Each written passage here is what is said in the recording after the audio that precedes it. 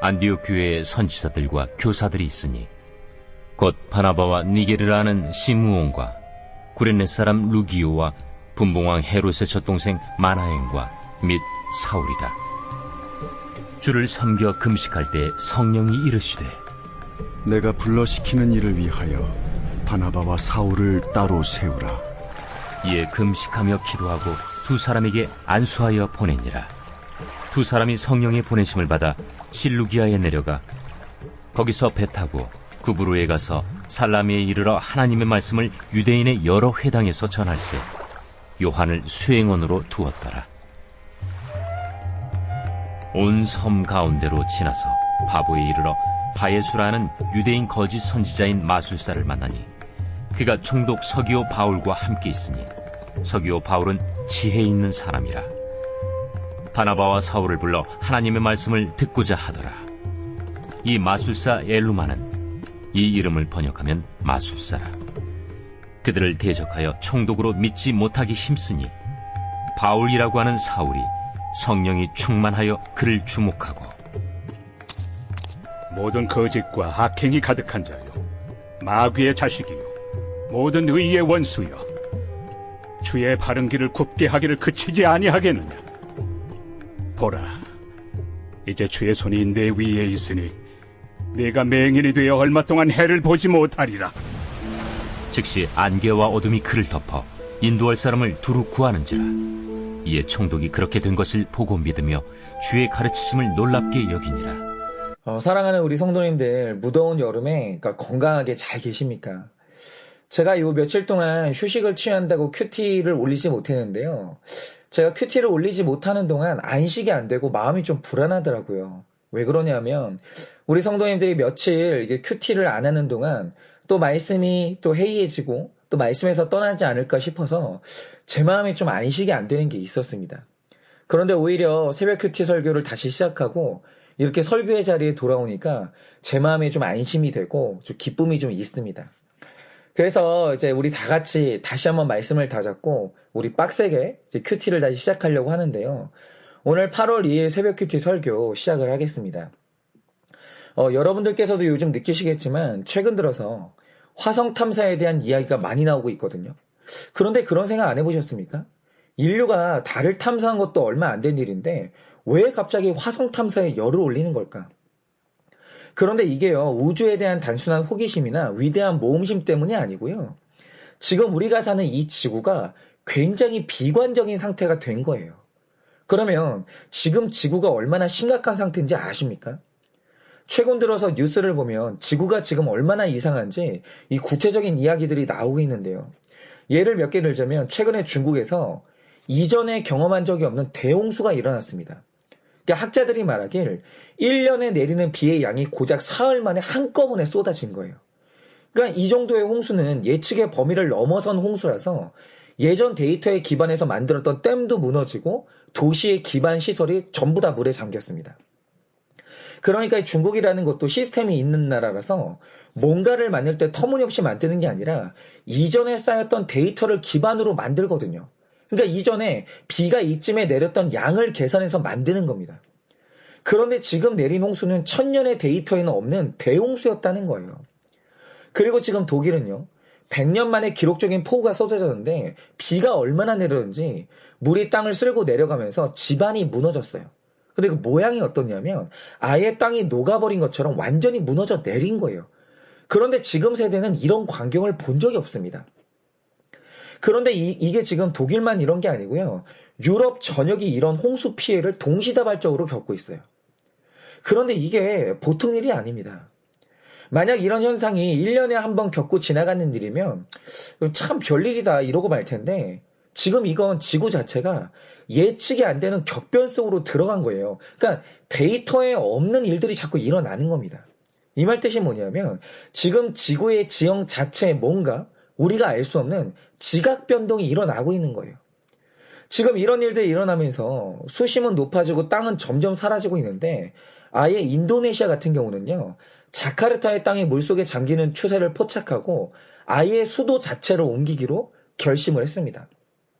그러니까 언젠가는 자카르타가 없어지는 거예요. 그런데 또 이와는 반대의 일도 일어나고 있는데요. 지금 한쪽은 물로 심판을 당하고 있고 한쪽은 불로 심판을 당하고 있거든요. 지금 북미 같은 경우는 기온이 올라가는데 실제로 지금 찍힌 온도계를 보면 캐나다가 얼마 전에 섭씨 50도를 찍었어요. 50도. 그런데 여러분, 일상의 온도가 50도까지 올라간다는 게 상상이 가십니까? 만약에 사람의 몸이 40도 이상 올라가면 그거 굉장히 위험해지는 건데 왜 위험해지는지 아세요? 몸에 있는 단백질이 40도를 넘어가면 굳어지거든요. 그러니까 목숨을 위협하는 온도가 40도예요. 그런데 지금 캐나다의 온도가 50도를 찍었어요. 이게 어떤 온도냐 하면 실제로 사람이 보호장구 없이 1시간 정도 서 있으면 죽을 수도 있는 게 이 온도인 거예요. 그래서 지금은 미국 땅이 너무 뜨거워져서 자연 발생하는 산불이 계속 일어나고 있는데 온통 지금 하늘이 시뻘겋게 달아올랐습니다. 산불 때문에. 그러니까 지금 날씨라는 게 원래는 수시로 변해야 정상인데 지금 지구의 날씨가 어떻게 변하고 있냐면 비가 내리고 있는 곳은 쉬지 않고 비가 내려요. 안 변해요. 그런데 뜨거운 곳은 변하지 않고 계속 뜨거운 거예요. 이걸 지금 사람의 몸에 비유하자면 정상인의 몸이 아플 수 있죠. 몸에 이상이 옵니다. 그런데 회복 능력이 있는 몸은 잠시 열이 올랐다가도 다시 정상으로 돌아오잖아요. 그러니까 몸이 변하는 거예요.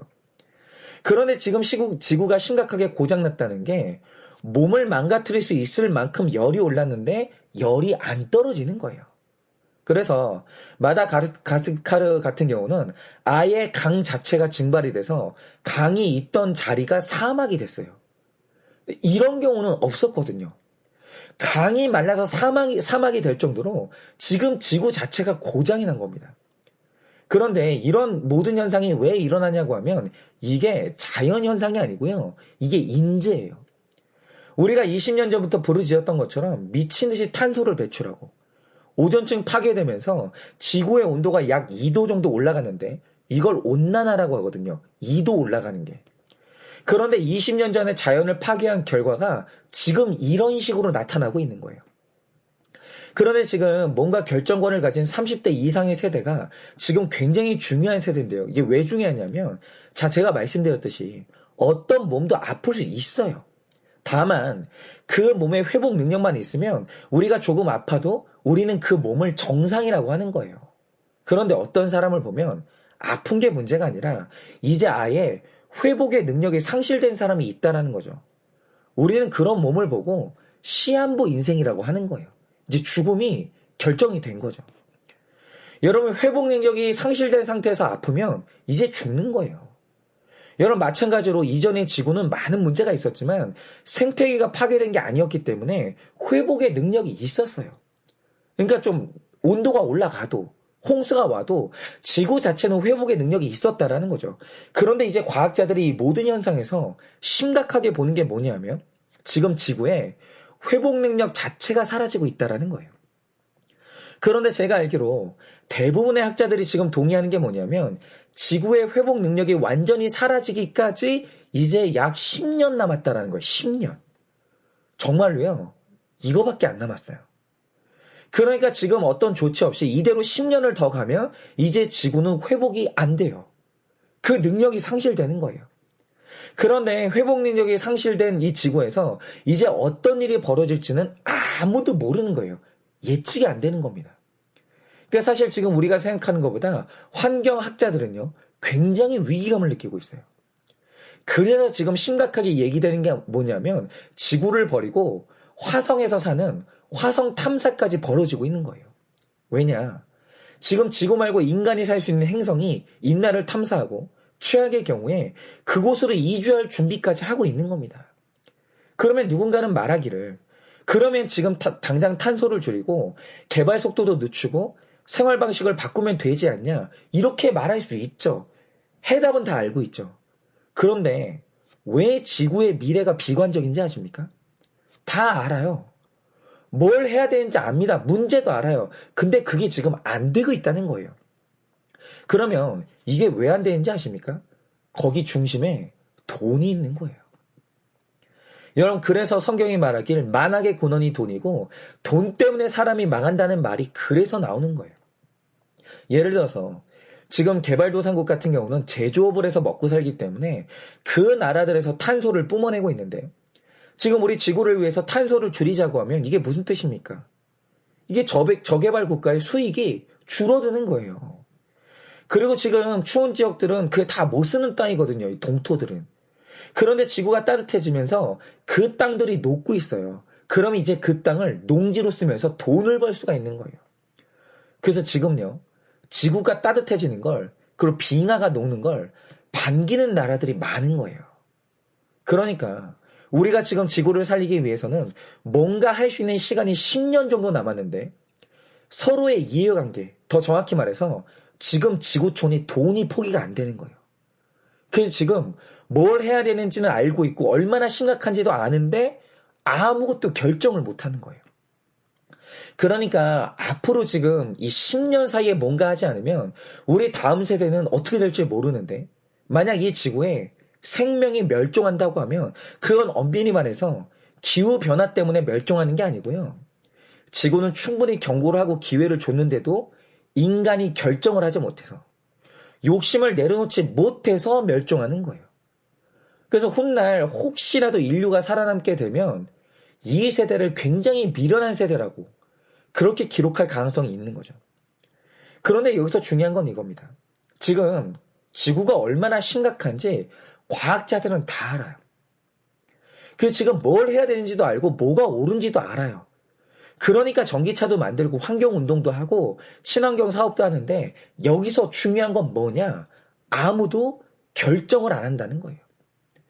그러니까 무슨 좋은 말을 하고 어떤 노력을 해도 결정을 안 하면 아무 소용이 없는 거예요.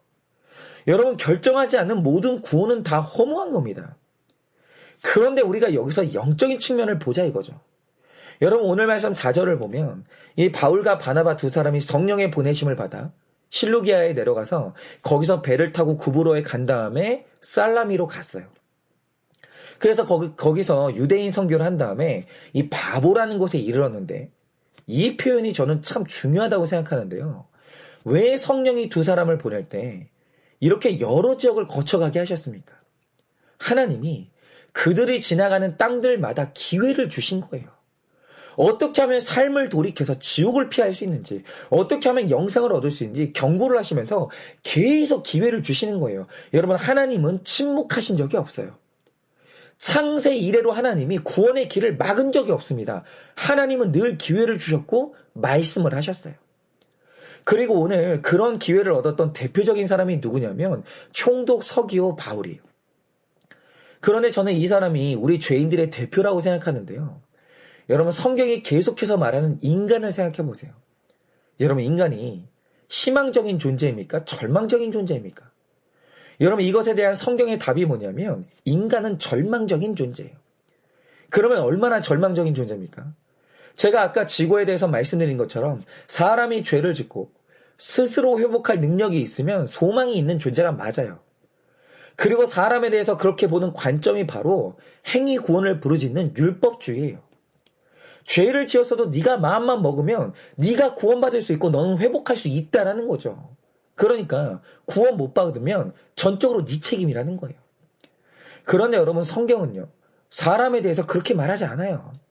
사람은 죄를 안 지을 수 있는 능력도 없고 그걸 스스로 회복할 수 있는 능력 자체가 없습니다. 그래서 성경에 종말론이 있는 이유가 뭐냐면 사람은요. 멸망이 예정된 존재예요. 이거를 못 돌이켜요. 그래서 우리의 유일한 희망이 뭐냐면 우리가 화성 이주를 심각하게 고려하고 있듯이 이 썩어질 몸에서 건진받아 부활의 몸으로 변하는 게 우리의 소망이고 멸망할 이 땅에서 건진받아 천국으로 가는 게 우리의 소망이에요. 우리 천국까지 못하면 소망 없습니다.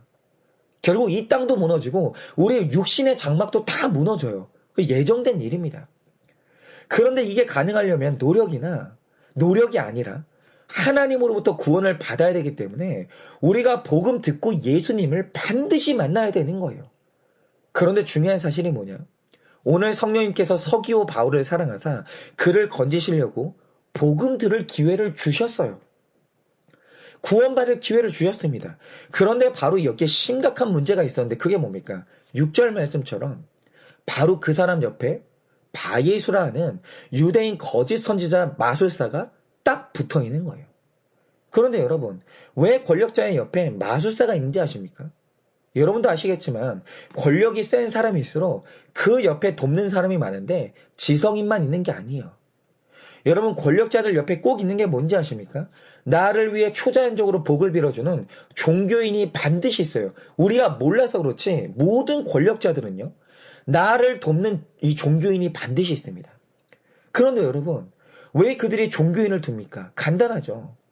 내가 가진 돈을 계속 불리고 싶고 내가 쥔 권력을 더 오래 지키고 싶으니까 종교의 힘까지 끌어다 쓰는 거예요.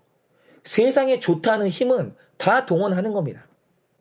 그러니까 오늘 서기오 바울 옆에 바예수라는 마술사가 딱 붙어 있었는데 이것의 의미가 뭐냐면 그 사람 안에 지독한 돈 욕심, 세상에 대한 집착, 각종 중독들이 덕지덕지 붙어 있었다라는 거예요.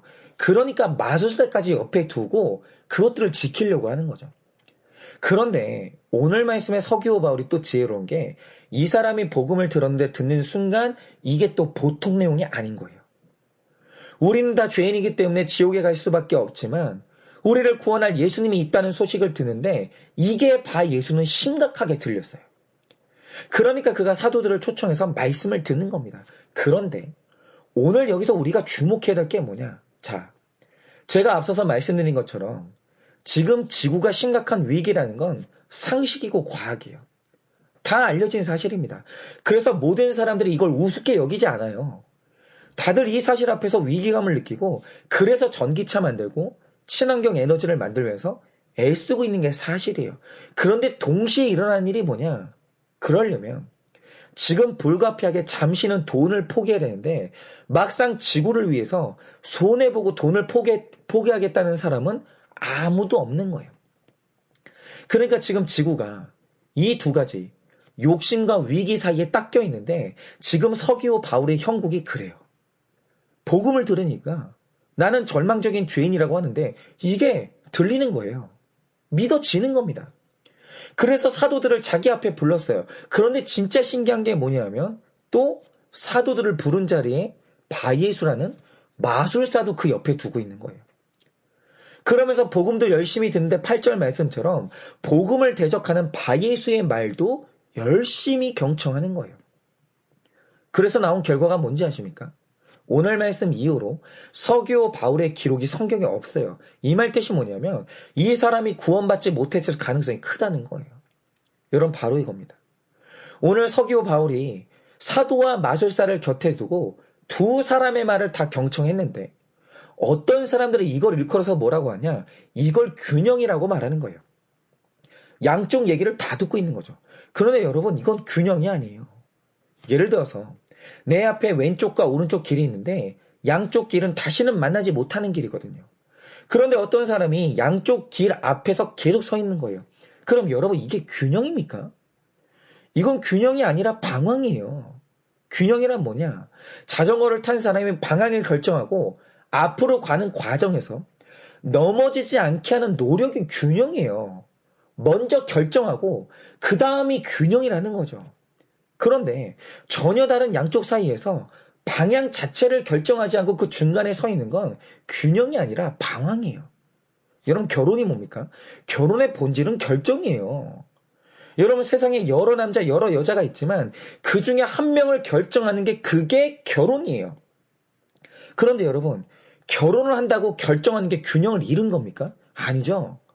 오히려 결혼을 했는데도 불구하고 지금 내 아내와 예전 여자친구 사이에 있다라고 하죠. 양쪽 사이에 껴있어요. 이건 균형이 아니고 불륜이에요. 이거야말로 균형을 잃어버린 겁니다. 그리고 그 끝은 가정이 파괴된 겁니다. 요즘 균형이라는 것은 먼저 방향을 결정하고 그 방향을 가기 위해서 필요한 게 균형이에요. 방향을 결정하지도 않고 그때 있는 균형은 없다라는 거죠. 여러분, 마찬가지로 오늘 서기오 바울이 큰 죄를 지어서 결국 그가 멸망하는데 그가 지은 죄가 뭔지 아십니까? 마술사와 복음 사이에 어떤 결정도 하지 않았다라는 거예요. 양쪽 둘 다 놓고 그 사이에 끼어가지고 끝까지 갔다라는 거죠. 그래서 그는 멸망하는 거예요.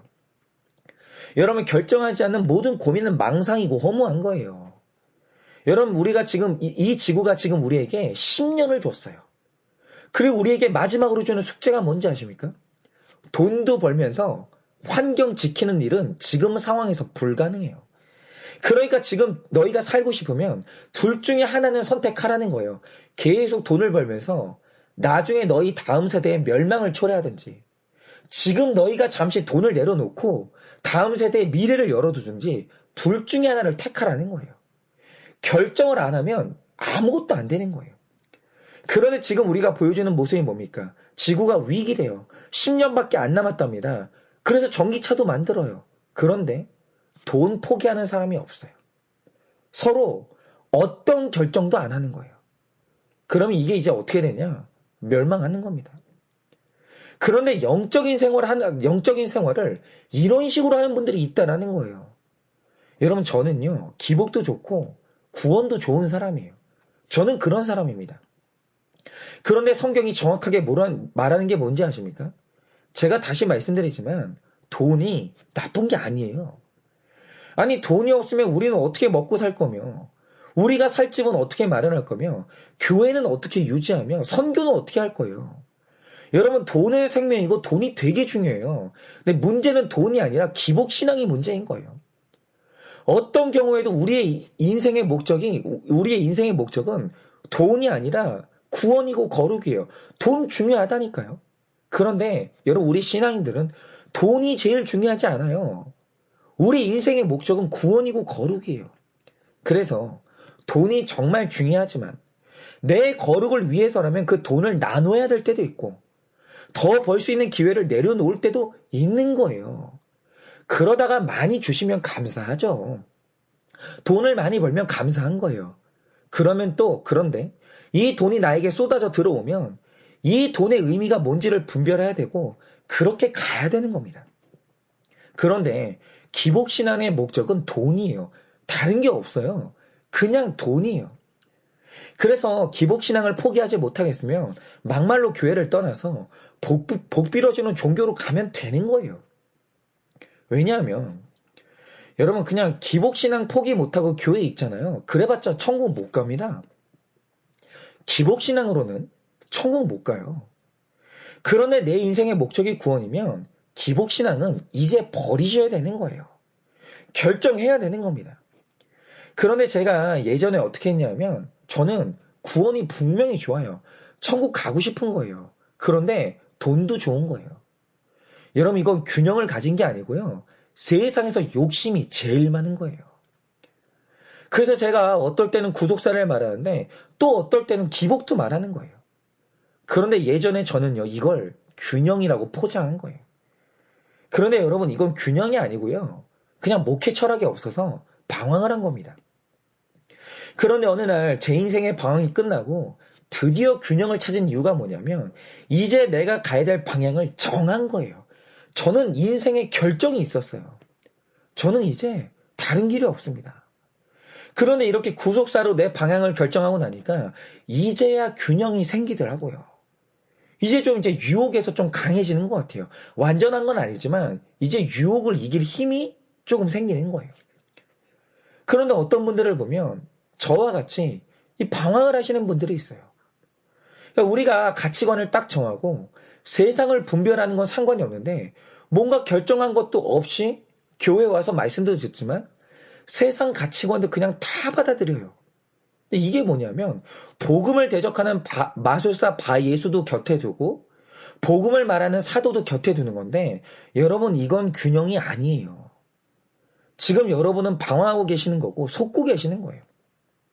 그리고 인생을 결정 없이 둘 사이에서 계속 방황하고 있으면 천국과 지옥 중간쯤 가는 게 아니라 그냥 지옥으로 가는 거예요. 여러분, 결정하지 않는 모든 신앙은 다 허무한 겁니다. 그래서 여기서 중요한 게 뭐냐? 어느 쪽이든 이제 결정을 하셔야 되는 거예요. 여러분, 기복신앙 가지고는 천국 못 가요. 제가 말씀드릴게요. 그렇게는 못 가요. 기복신앙을 택하시든지 아니면 구속사를 택하시든지 둘 중에 하나는 이제 결정해야 되는 거예요. 여러분, 세상에 결정하지 않고도 신앙생활할 수 있다고 생각하시면 그거는 망상입니다. 그런 신앙생활은 없습니다. 그런데 제가 바라기는 여러분이 이 구속사를 외치는 사도의 길로 여러분이 이제 선택하기를 저는 바라는 거죠. 그러니 오늘 말씀을 묵상하면서 이제는 결단을 하시기를 바라요. 결단할 때 여러분으로 하여금 여전히 믿지 못하게 애쓰는 이 마술사를 분별하시기 바랍니다. 여전히 내 안에 있는 기복적인 마음들, 세상에 대한 지독한 집착, 돈에 대한 욕심, 여전히 끊어지지 않는 중독, 이게 뭔지를 분별하세요. 그리고는 이제 하나라도 그것과 결별하는 결단을 하셔야 되는 겁니다.